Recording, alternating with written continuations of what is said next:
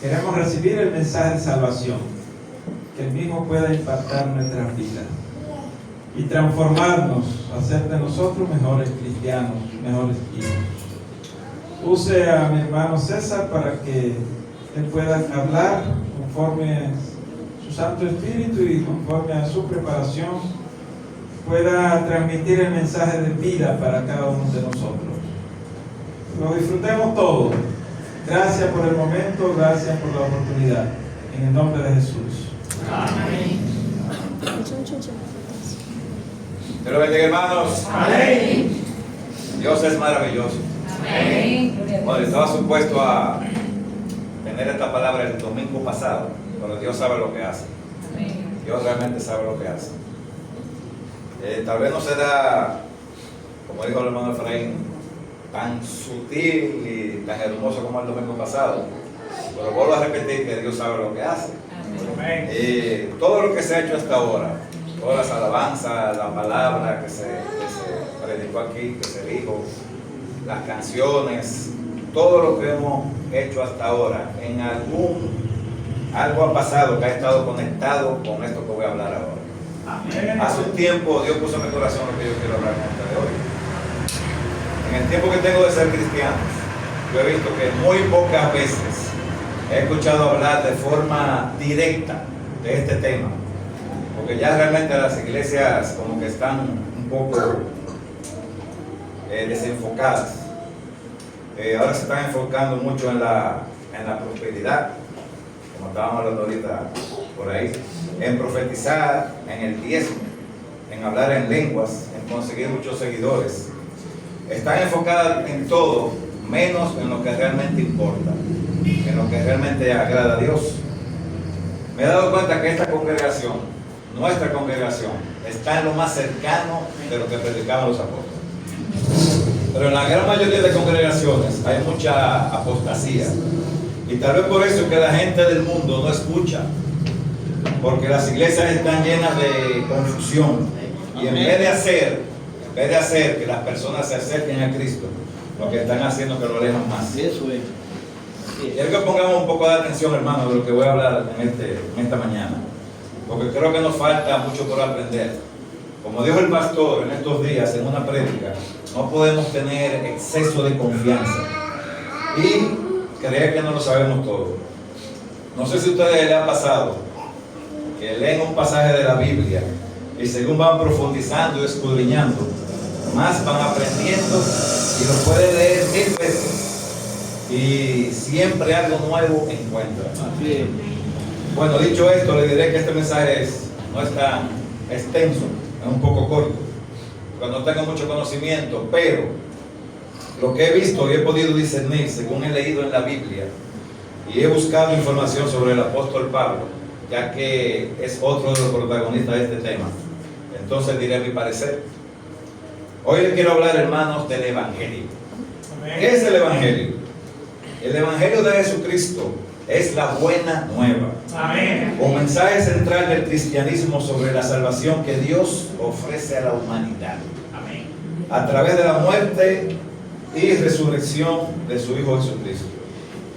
Dios, el creador de todo, nos hizo a su imagen y semejanza y nos dio vida con un propósito único, y ese propósito es tener una relación directa con Él en todo el tiempo. Amén. Como nos dice Juan 3:16, porque de tal manera amó Dios al mundo y ha dado a su Hijo unigénito, para que todo aquel que en Él cree no se pierda, mas tenga vida eterna. Hermanos, todos nosotros en algún momento hemos roto la ley de Dios. Hemos fallado, hemos tomado nuestro propio camino. Esto se llama pecado. El pecado es la barrera que nos separa de un Dios santo. Como nos dice Romanos 3:23. Nos dice, por cuanto todos pecaron y están destituidos de la gloria de Dios. Como no podíamos pagar el precio de nuestro pecado, Dios envió a su Hijo Jesús para hacerlo por nosotros. Jesús, que vivió una vida perfecta y sin pecado, murió en la cruz para llevar nuestro castigo y resucitó para darnos vida nueva. Él tendió el puente, hermanos. Como nos dicen en Romanos 5:8. Mas Dios muestra su amor para con nosotros, que siendo aún pecadores, Cristo murió por nosotros. Amén. Hermanos, el Evangelio no es una historia para escuchar.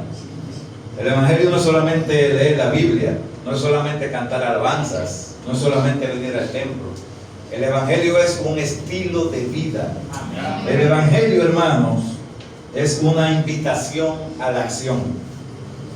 Debemos arrepentirnos, cambiar de mente y de dirección, alejarnos del pecado y creer, depositar toda nuestra fe y confianza en Jesús y reconocerlo como nuestro Señor y Salvador en cada momento.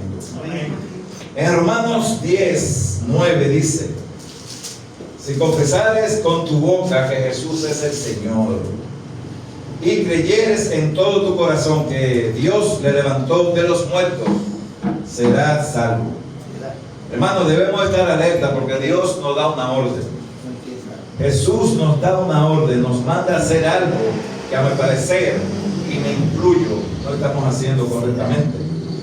Vamos a leer qué nos manda Jesús a que hagamos en Marcos 16, 15-16. Versículo 15 dice: y les dijo: id por todo el mundo y predicad el Evangelio a toda criatura. El que creyere y fuere bautizado será salvo, mas el que no creyere será condenado. Y ahí está la clave, hermanos. El que creyera, ¿qué? ¿Qué es lo que la persona tiene que creer para ser salvo? En 1 Corintios 15, del 1 al 4 dice: además os declaro, hermanos, el Evangelio que os he predicado, el cual también recibisteis, en el cual también perseveráis, por lo cual asimismo, si retenéis la palabra que os he predicado, sois salvos, si no creísteis en vano. Porque primeramente os he enseñado lo que asimismo recibí, que Cristo murió por nuestros pecados conforme a las Escrituras, y que fue sepultado y que resucitó el tercer día conforme a las Escrituras. Ahí está el Evangelio, hermano, que Cristo murió por nuestros pecados y que resucitó el tercer día. Amén. Hermano, según yo entiendo acá, Pablo que tiene la clave, porque por lo que he leído, solo a Pablo Jesús le reveló el Evangelio directamente. Vamos a seguir leyendo el versículo 10, el día 14. Pero por la gracia de Dios soy lo que sois, soy lo que soy, y su gracia no ha sido en vano para conmigo. Antes he trabajado más que todos ellos, pero no yo, sino la gracia de Dios conmigo. Porque o sea yo, o sean ellos, así predicamos y así habéis creído. Pero si predica de Cristo que resucitó de los muertos, ¿por qué dicen algunos entre vosotros que no hay resurrección de muertos? Porque si no hay resurrección de muertos, tampoco Cristo resucitó. Y si Cristo no resucitó, vana es entonces nuestra predicación, vana también es vuestra fe. Ese es el Evangelio que debemos predicar, hermanos. Ese tiene que ser nuestro enfoque. Que la gente crea con fe que Cristo murió por nuestros pecados en una cruz y resucitó al tercer día. Si la gente cree eso, automáticamente, hermanos, cambiará su forma de pensar y entenderá con más discernimiento la palabra de Dios. Hoy somos libres gracias a Pablo, hermanos, porque ¿por qué Jesús tuvo que elegir a Pablo si ya tenía sus discípulos? Podemos ver que Pablo tenía una preparación que los otros no tenían. Pablo era teólogo, era culto y podía dirigirse a cualquier tipo de público. Entonces me imagino que Jesús pensó: este es el hombre que necesito. Aunque la misión de Jesús era para todos, los 12 apóstoles se centraron inicialmente en el pueblo de Israel. De hecho, Jesús mismo le dio instrucciones iniciales que se enfocaran en el pueblo judío. A medida que el cristianismo crecía, se hizo evidente que se necesitaba una figura dedicada, con un enfoque y una perspectiva diferente para llevar el Evangelio a los gentiles. Pablo tenía el perfil correcto. aunque los apóstoles originalmente ya tenían la autoridad de Jesús, su vida, idioma y costumbres estaban profundamente arraigadas en el judaísmo. Imagínate el desafío. ¿Cómo le predica a un filósofo griego en Atenas o a un oficial romano en Cesarea si solo hablas arameo y te vistes con atuendos judíos? Aquí es donde Pablo se vuelve indispensable. Como ciudadano romano, Pablo podía viajar y establecer comunidades a lo largo y ancho del imperio, sin las restricciones que limitaban a los judíos. Podía moverse entre ciudades como Éfeso, Corinto, Roma, que eran centros vitales para la expansión. Pablo no solo hablaba griego, sino que entendía la mentalidad gentil. Pablo podía dialogar con filósofos grandes en el Areópago. El Areópago era un centro de predicación que se dirigía ahí a los atenienses sobre su politeísmo y la existencia de un Dios desconocido que había hecho el mundo y juzgaría a la humanidad en el futuro. En Hechos 17 se puede ver cómo Pablo se daba a entender usando sus propios conceptos y referencias culturales para introducirlos a Cristo. Los 12, en cambio, se enfocaban en las sinagogas. Pablo no solo predicaba, sino que fundaba y organizaba comunidades cristianas en diferentes ciudades. Sus cartas son evidencia de un pastor y un organizador brillante, capaz de gestionar problemas doctrinales y éticos a distancia, algo vital para el crecimiento rápido de la iglesia. Al principio en Jerusalén, muchos creyentes judíos pensaban que para seguir a Jesús, un gentil primero tenía que convertirse al judaísmo, lo que incluía la circuncisión y el cumplimiento de toda la ley de Moisés. Esto era una barrera gigantesca y desvirtuaba el mensaje de Jesús. Pablo fue el gran teólogo que argumentó sin tregua que la salvación es por la gracia a través de la fe en Cristo y no por las obras de la ley. Romanos 3:28 dice: concluimos pues que el hombre es justificado por la fe sin las obras de la ley. Para él, Cristo era la meta y el cumplimiento de la ley.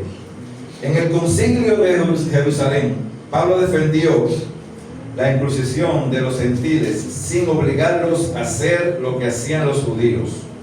En Hechos 15 narra en el concilio de Jerusalén una reunión crucial donde los apóstoles ancianos resolvieron un conflicto doctrinal sobre si los gentiles debían cumplir la ley mosaica para ser salvos. La resolución guiada por el Espíritu Santo concluyó que la salvación es por la gracia a través de la fe en Jesucristo y que y que solo se debían seguir ciertos requisitos mínimos para los gentiles, como abstenencia de ídolos, sangre, animales estrangulados y fornicación. Esto resolvió una crisis fundamental que habría dividido a la iglesia primitiva y habría estancado la misión. Pablo entendió que el plan de Dios siempre fue incluir a todas las naciones. Él llamaba esto el misterio que había estado oculto y que ahora se revela, que los gentiles son coherederos con Israel en Cristo. Efesios 3, del 1 al 7 dice: por esta causa yo, Pablo, prisionero de Cristo Jesús, por vosotros los gentiles, si es que habéis oído de la administración de la gracia de Dios que me fue dada para con vosotros, que por revelación me fue declarado el misterio, como antes lo he escrito brevemente, leyendo cuál podéis entender, cuál sea mi conocimiento en el misterio de Cristo, misterio que en otras generaciones no se dio a conocer a los hijos de los hombres, como ahora es revelado a sus santos apóstoles y profetas por el Espíritu, que los gentiles son coherederos y miembros del mismo cuerpo, y copartícipes de la promesa de Cristo Jesús por medio del Evangelio, del cual yo fui hecho ministro por el don de la gracia de Dios que me ha sido dada según la operación de su poder. A mí, dice el versículo 8, que soy menos que el más pequeño, que todos los santos, me fue dada esta gracia de anunciar entre los gentiles el evangelio de las inescrutables riquezas de Cristo y de aclarar a todos cuál sea la disposición, cuál sea la dispensación del misterio escondido desde los siglos en Dios, que creó todas las cosas. Los 12 predicaban a Cristo como el Mesías judío. Pablo predicó a Cristo como el Señor universal. Amén. En resumen, los 12 fueron el fundamento de la iglesia desde la perspectiva judía, los testigos oculares de Jesús. Pablo fue el constructor que llevó ese fundamento al resto del mundo, asegurando que la puerta de la entrada fuera la fe y no el cumplimiento de una ley cultural. Dios eligió a un judío fariseo con la mentalidad y herramientas de la cultura gentil y romana para tender un puente entre el evangelio de raíz judía y el vasto mundo pagano. Él era el embajador perfecto para asegurar que el cristianismo no se quedara como una simple secta judía. Su trabajo fue crucial para el cristianismo, para que el cristianismo fuera lo que es hoy, una fe universal. Hermano, este fue un breve relato de por qué Cristo escogió a Pablo. En cuanto al evangelio, es el mensaje de salvación que debemos llevar. Debemos inculcar, debemos aferrarnos con fe en que Cristo murió por nuestros pecados y resucitó al tercer día. Debemos pregonar las buenas nuevas de salvación. Debemos entender que el evangelio no es que Pablo se lo imaginó o que lo soñó. El evangelio fue revelado directamente a Pablo por el Señor Jesucristo. La salvación es por fe. La salvación es un regalo de Dios para quienes confiesan a Jesús como Señor y creen en su resurrección. El evangelio enfatiza la persona y la obra de Jesús en la cruz, que triunfó sobre el pecado y la muerte para los pecadores desesperados. El evangelio es un llamado a la fe y a la obediencia para que la gente pueda escuchar la buena noticia. Pablo predicó el evangelio a pesar de las tribulaciones y las debilidades, encontrando fortaleza en Cristo y recordándonos que su poder se perfecciona en la debilidad.